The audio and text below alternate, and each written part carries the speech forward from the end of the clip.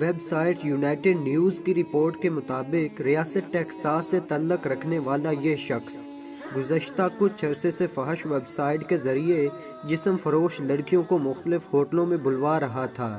گزشتہ ہفتے اس شخص نے اپنی اہلیہ کو بتایا کہ وہ دوستوں کے ساتھ مچھلی پکڑنے جا رہا تھا، لیکن دراصل وہ ایک بار پھر بے حیائی کی نیت سے ایک ہوٹل کا رخ کر رہا تھا۔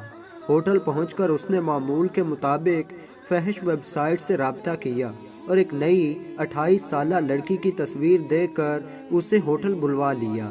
رات 8 بجے کے قریب اس شخص کے کمرے سے اچانک چیخو پکار اور ہنگامے کی آوازیں بلند ہوئیں تو سب گھبرا گئے۔ ارد گرد کے کمروں سے بھی لوگ نکل آئے اور پوچھ گچھ کرنے لگے۔ تب یہ معاملہ کھلا کہ جس ویب سائٹ سے یہ شخص لڑکیاں منگواتا تھا، اسی پر اس کی اہلیہ نے بھی خود کو جسم فروشی کے لیے رجسٹرڈ کروا رکھا تھا، لیکن اپنی شناخت چھپانے کے لیے کسی نوجوان لڑکی کی تصویر لگا رکھی تھی۔ دونوں نے اپنی اصلی شناخت چھپائی ہوئی تھی اور اتفاق ایسا ہوا کہ فحش ویب سائٹ پر دونوں کا آپس میں ہی رابطہ ہو گیا۔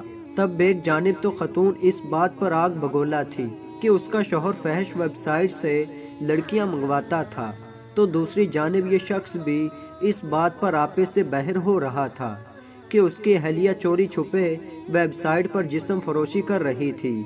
دونوں کی لڑائی نے ہوٹل کے کمرے کو میدان جنگ بنا دیا، جس پر انتظامیہ کو مداخلت کر کے دونوں کو وہاں سے نکالنا پڑا۔ آخری اطلاعات کے مطابق دونوں کے درمیان علیحدگی ہو چکی ہے اور اب وہ ایک دوسرے کی شکل دیکھنے کو بھی تیار نہیں ہے۔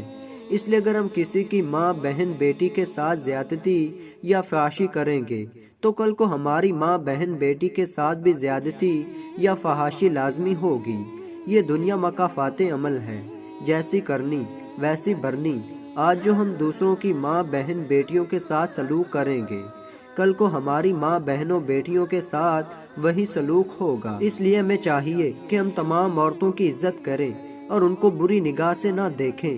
تو دوستو، اللہ تعالیٰ مجھے اور آپ کو عمل کرنے کی توفیق عطا فرمائے، آمین۔